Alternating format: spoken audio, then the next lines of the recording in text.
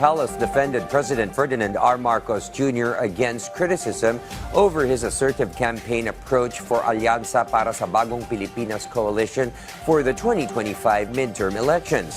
Palace press officer and Undersecretary Claire Castro says the president's strong remarks are not baseless but grounded on legitimate data.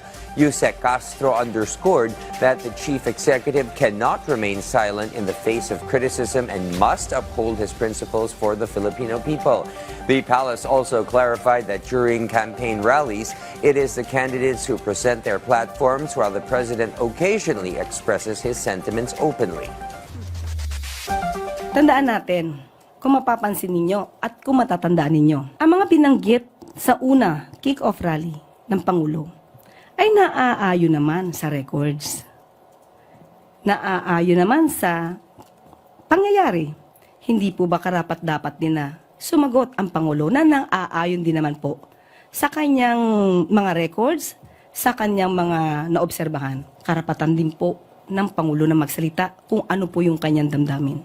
Ito naman din po ay para mapakita sa tao kung ano ba yung katotohanan. Mahirap po na yung isang party lang ang sumusuntok.